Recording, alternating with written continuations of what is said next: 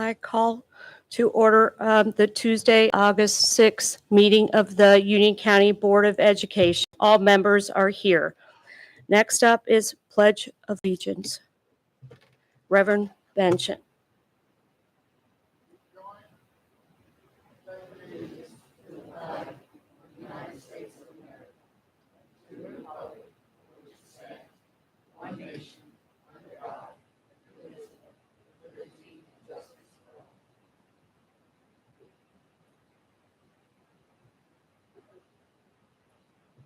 Thank you. Next up is the approval of the agenda.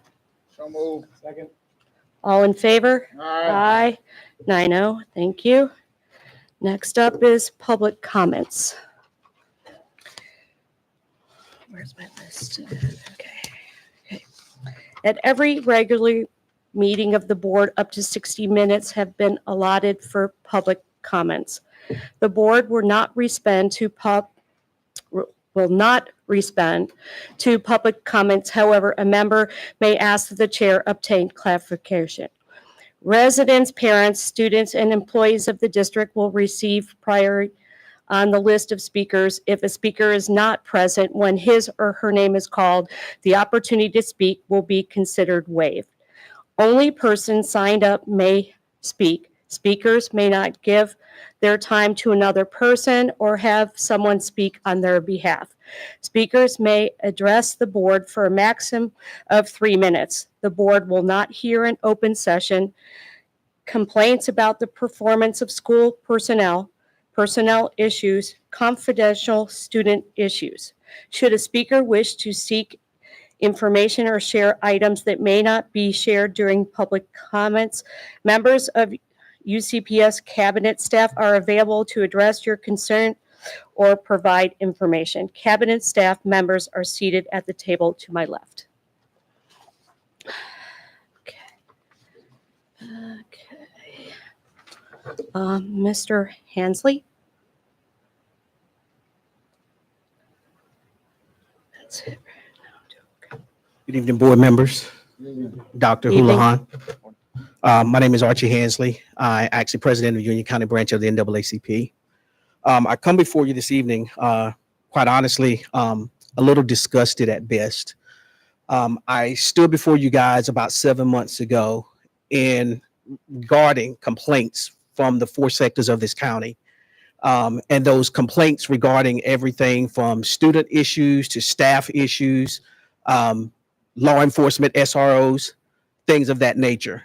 And from that time frame, I really could not really put a pin on exactly what was going on because individuals were actually pretty much too afraid to come forward because of fear of retaliation, fear of losing their jobs, things of that nature. Well, the times have changed. I've actually had individuals who are now bold enough to come forward and actually voice their complaints.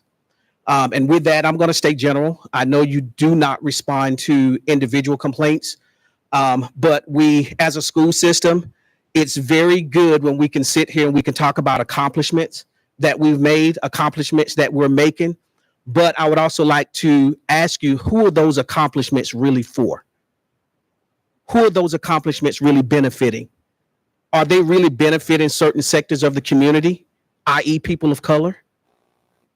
Are they really benefiting people of color, i.e. black males? I submit to you that in my findings here as of recently, no, they do not. And it's very disheartening to sit before staff members of this supposed great school district and see that you are really willing to character assassinate your own. You are willing to character assassinate your own to keep from just saying, I messed up. We messed up. Let's see what we can do to fix this. We talk about patriotism. We talk about the United States of America. But when you are willing to really sacrifice your own because you don't want to deal with a little adversity, I take serious issue with that. As an organization, we take serious issue with that. So with that being said, Dr. Houlihan, I've known you for over, 15 years now. And all I would say to you is, please, sir, inspect what you expect. Inspect what you expect. You have staff members that are there to do their job. Make sure that they're doing their job correctly, because if they will treat me the way they act, I can only imagine what the citizens that are filing these complaints are actually going through. And the sad part about it is the citizens are not always wrong. You guys do get it wrong. And there's nothing wrong in saying I got it wrong. So I'm just going to say here tonight, I'm going to put you on notice. My team and I have started the process. Thank you. That's fine.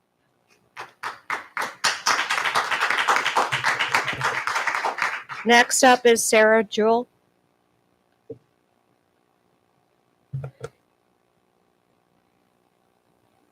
I am Sarah Jewell. I live in Weddington, North Carolina. I have 2 kids who've gone through the school system, and I just wanted to find out, and I know you can't answer questions, what is happening regarding teacher retention? I'm seeing the numbers of the loss of staff that you guys are experiencing, and I'm not hearing anything about new ideas, better pay, things like that, because I know teachers can't, especially with young children, they can't afford childcare and continue to work for the school system with what they're being paid. So lots of good teachers are leaving. Lots of the teachers my kids had, they're long gone. Some of the ones that are able to work, they do it almost as a ministry, which I don't understand that. They should get a livable wage. It's expensive to live in Union County, and I think we need to pay our teachers equitable wage. So I just wanted to hear from you, get some more information. I've asked Jen and other people what's going on with the pay. I know you don't control all of that. Some of that comes from Raleigh, but I would just like to see the board members fighting more to increase the salary of our teachers and our staff. That's it. Next up is Jen Sanders. Okay, sorry. Okay. So I was listening to the policy meeting in July and the new policy about retaliation, and it got me thinking, do teachers truly feel like they can speak freely about any issue? Because I can tell you that they don't. If they did, then they would be able to share how they don't feel seen or heard from the principals, or how they could share how the students rule the roost and they can't say anything because the parents are bullies. What they could tell you is that allowing students to eat anywhere in the school is a safety hazard.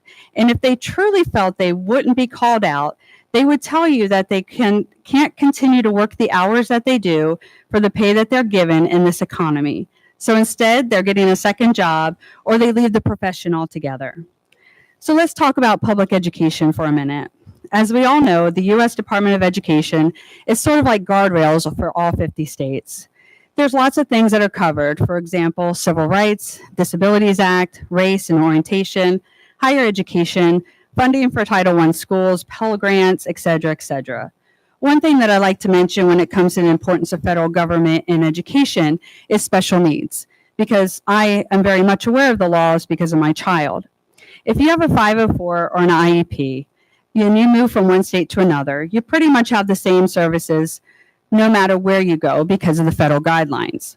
This national push to get rid of the Department of Education and to give it to the states would turn into a horrible idea. Why? Well, for example, states wouldn't have to follow IEPs or 504s if they choose not to. States could choose if they want to segregate schools based on race or status. Depending on who holds a majority in their state legislation, they could choose not to fund the district if they're too blue or too red. To think that that wouldn't happen would be like putting your head in the ground like an ostrich and pretending it's not happening just because you can't see it. Vouchers are the modern day segregation policy. Vouchers are designed to defund public education, so eventually they can become privatized. Who is going to struggle the most when this happens? Our BIPOC communities. Do I think that school choice is a good option? Absolutely. That doesn't mean that you take out the funds that are dedicated to public education. We all pay taxes that go into a pot for the needs of the community. We don't get to decide what fire truck comes to our house to put out the fire. We don't get to decide what police officer comes to help when we're in trouble. Though those are covered under the umbrella of our taxes. Public funds for public education should stay in public schools, where you are elected, and it's your responsibility as a board to fight for public education and funding and for our teachers. And on that note, have a successful year. Thank you. Okay, next up is, I need approval of the minutes from July 9. So moved. All in favor? Aye. Next up, I need a motion for a consent agenda. So moved. Second. All in favor?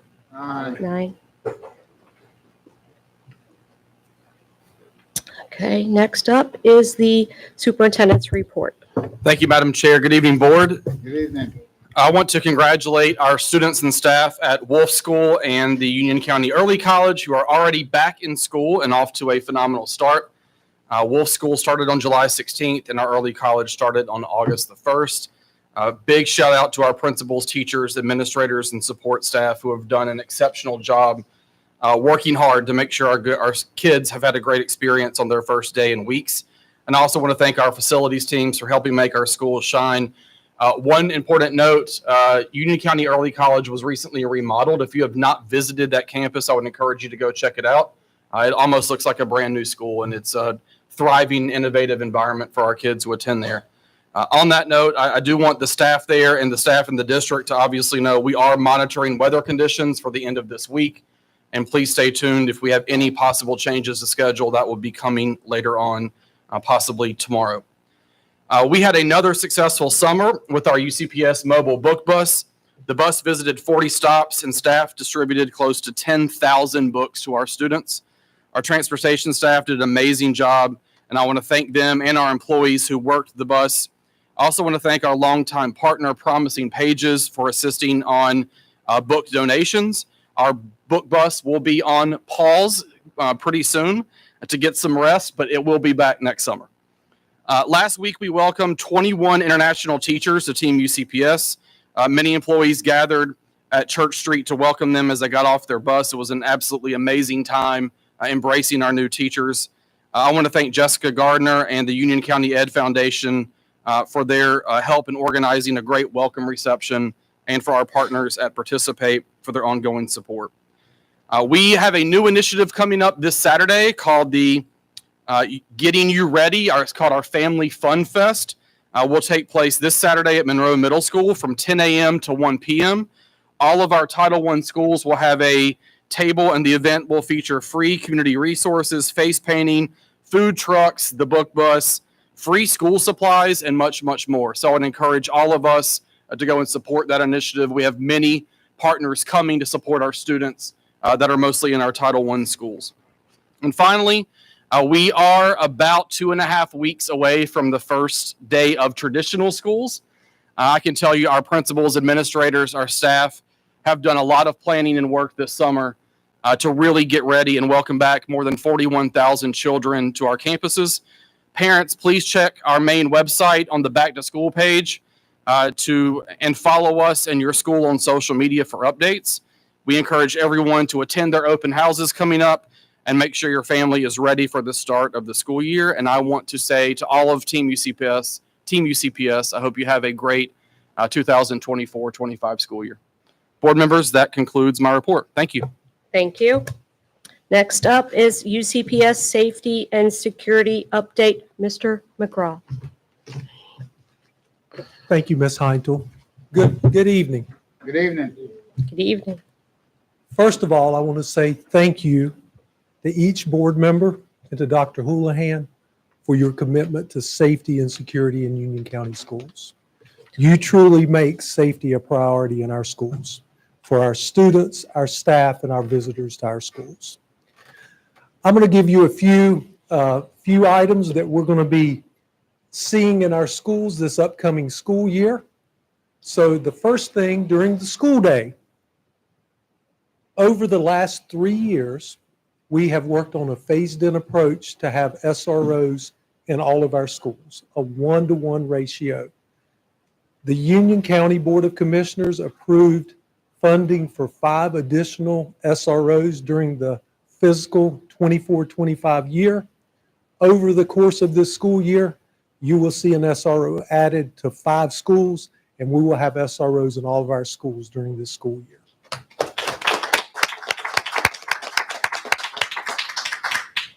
I do want to thank our partners, the Union County Sheriff's Office, the Monroe Police Department, the Stallings Police Department, and the Waxhaw Police Department for the service they provide all of our schools. They do a great job.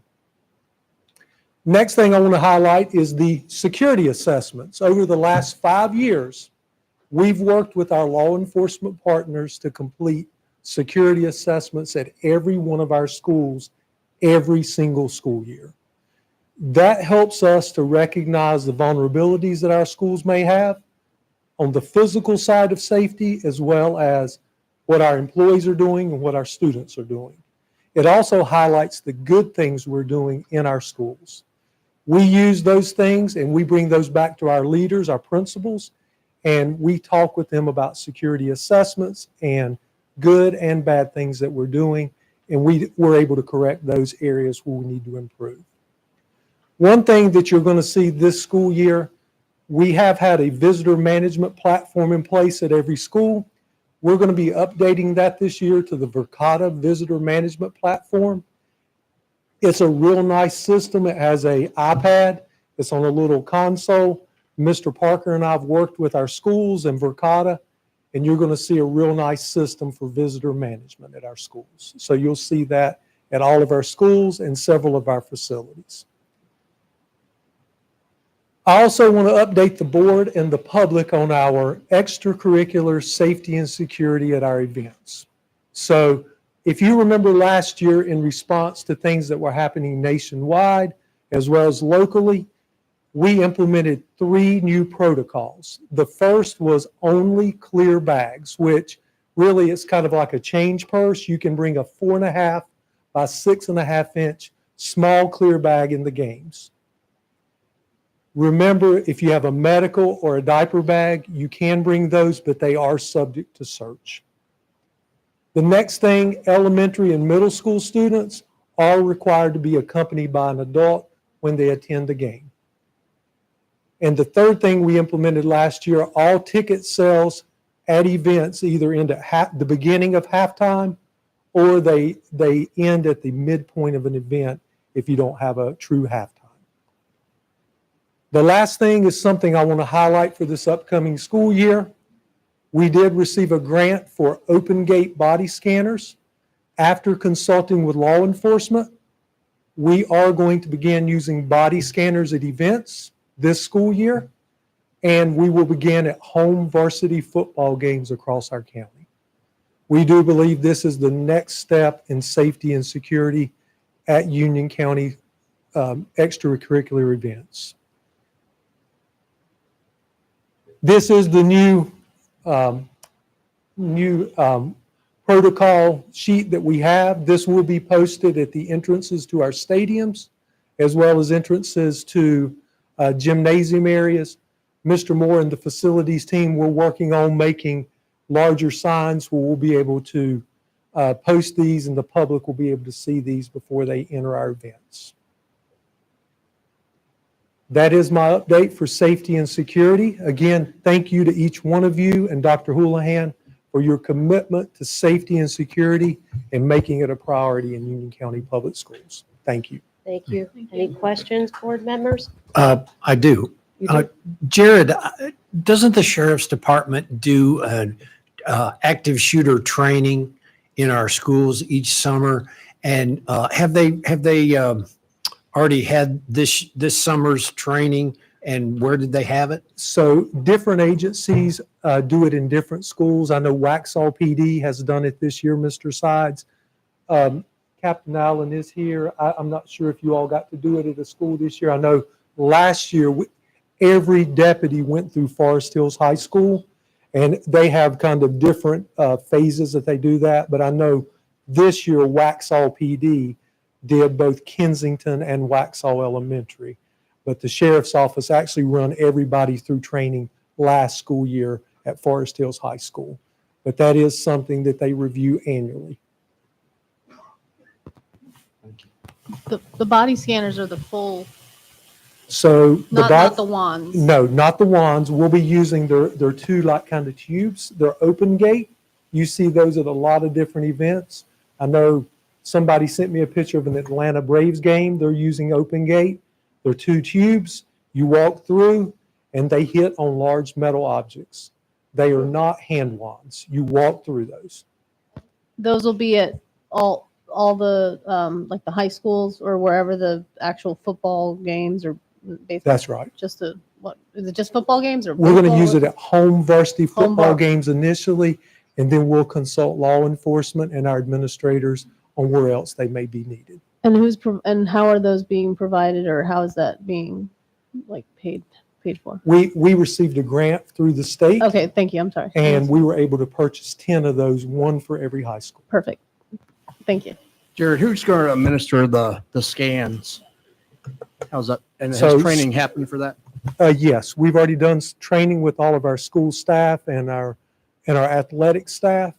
The body scanners will be manned, or we'll have women at each of those that work for Union County Schools. We'll also have a law enforcement officer with us in case we find something that's illegal.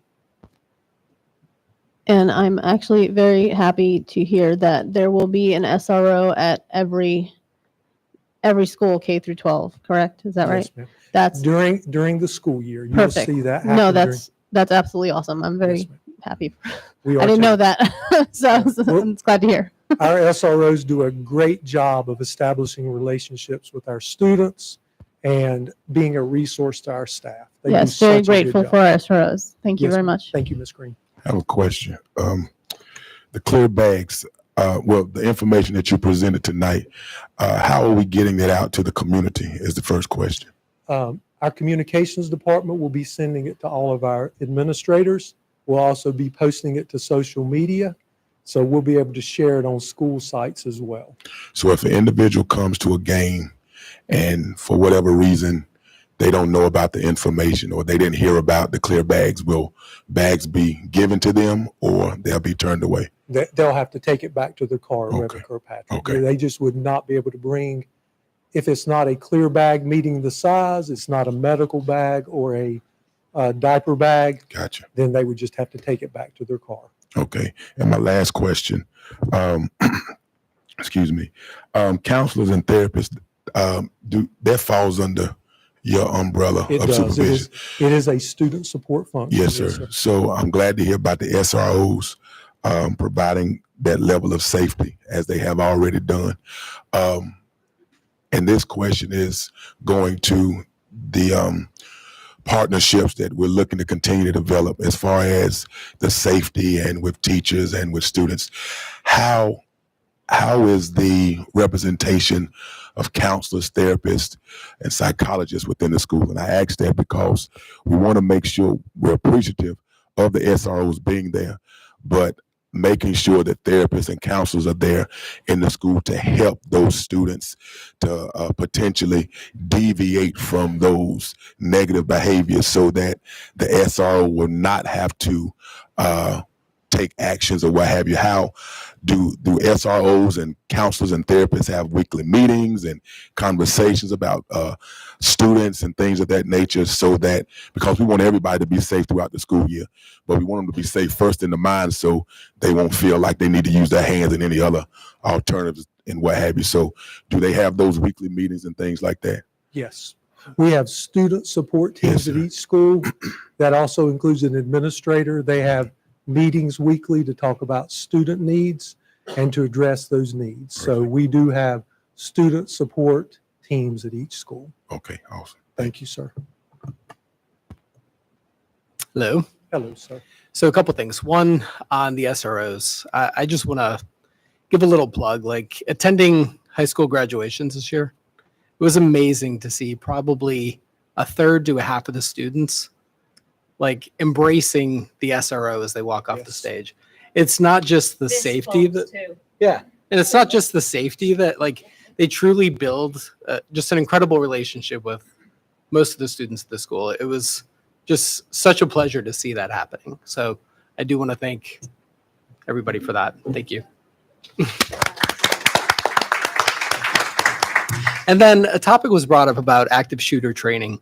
And I remember one of my constituents this past year brought up that something was happening like at the school that their student was actually at. Do we do active training like during the school day, during the school year? We actually have lockdown drills that we do during the school day. We do not do active shooter training during the school day. We actually complete lockdown drills 4 times per school year. Okay. But that is not a active shooter training. Okay. I just wanted clarity on that. So thank you. Appreciate that. Anything else? Yes, Madam Okay. Chair, thank you. 2 quick things. And the first is, are the teams coming? The teams that are on our rosters for the home games, is word getting to those schools our protocol? Yes, we will share that through Coach Garner and Ms. Palmer, our 2 district ADs. Okay. Yes, sir. And secondly, you feel as though that everything's covered safety wise? You know, is there anything that you might? I know we can never have. No. I feel we place a priority on safety. We always assess our vulnerabilities, but I feel we place a priority on safety. Thank you for doing that. Thank you. Thank you. I have one question too. Do opposing teams have to go through the scanners when No, they visit? not the teams, just the visitors to the Okay. games. Yeah, both home and visitors. I'm talking about the actual team. The actual Okay. teams do not. They'll arrive on buses. They Yeah. would not come through the entrances. I just want to make sure Reverend Benjamin's question was understood. So like AK coming to Weddington. So like AK will receive our policy, like all Yes. of their Yes, parents and friends, when they come to the game, they'll They know will. of our policy. we Okay. share that with the So athletic outside of teams. the district as well. Yes, sir. Thank We you. do. Thank you all. That was the system we used last year. Last year, Mr. Gardner would then facilitate those policies to all the ADs of teams that we have scheduled. And those ADs in those districts would share that with their coaches, and it kind of communication goes from there. That's how we handled it last year and had success with it. Yeah, and the purpose of the question was because y'all know Reverend Benjamin football, and I know when I go places, you get these surprises. Like you go some places and they don't take cash. Yes, sir. So I just want to make sure that we're not getting in anybody's way. So when they come here, they know the deal. Yes, sir. They sure do. Thank you, sir. Thank you, Reverend Benjamin. Thank you all again. Thank you. Next up is board comments.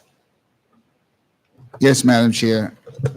I appreciate the public comments that were made tonight.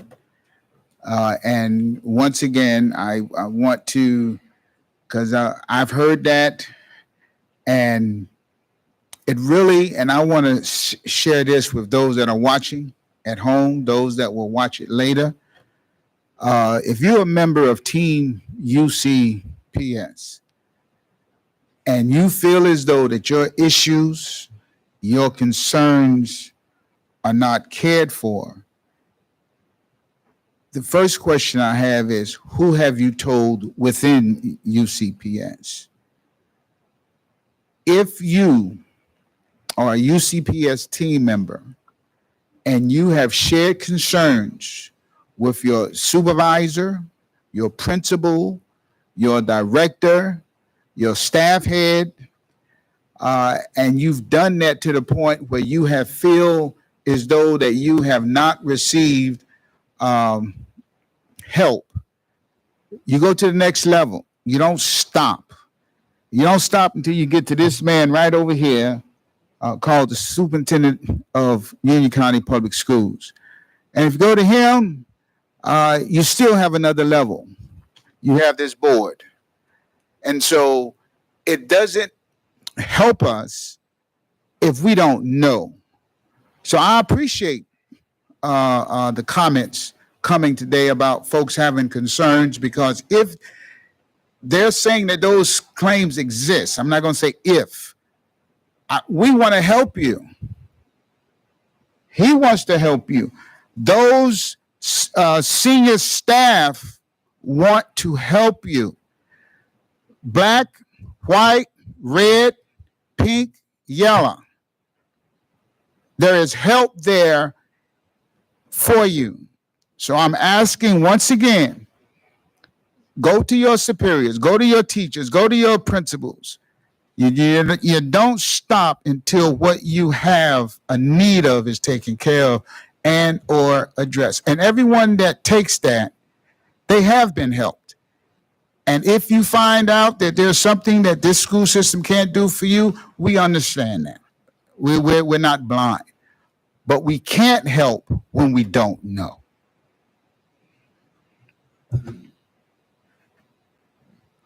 Madam Chair, I'm excited for this school year that's getting ready to come up. I hope that our students are rested. Hope that our teachers and faculty and staff are rested to start off this new year with great strides and making sure that all of our students get the proper education that they need throughout the school year. As we mentioned in the last meeting, supporting what is right as UCPS, and that is public education. And I'm hoping by faith that this year we will see some significant increases as it pertains to teachers and those who serve and work with students, and hoping to see a significant increase, as I've mentioned before, African-American males and Latino males and females who are able to really be in those classrooms and empower those young people, especially in District 1, making sure that our students see individuals who look like them to strive for success. So I'm excited about what's going to happen this year. I'm looking forward to it. And as Reverend Benson said, make sure that you share your concerns and things of that nature. Sometimes people are working behind the scenes and you don't even know it. So don't count it out. Don't disregard just because you didn't get the response that you needed. But I promise you, somewhere down the line, somebody's working, especially when you have shared your concerns. So again, thank you guys for all the work that you have already done.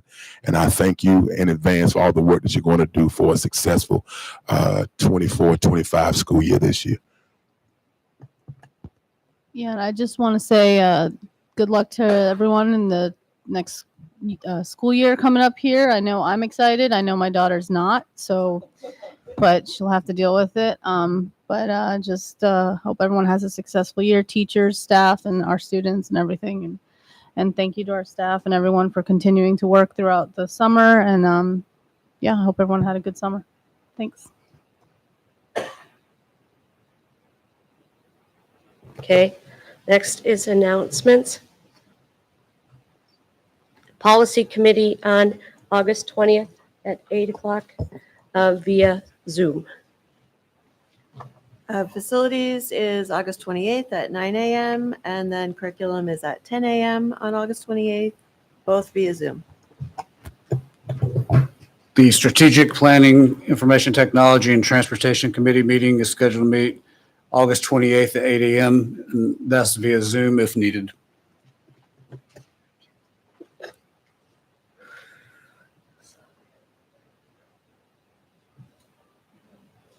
And yeah, that's it?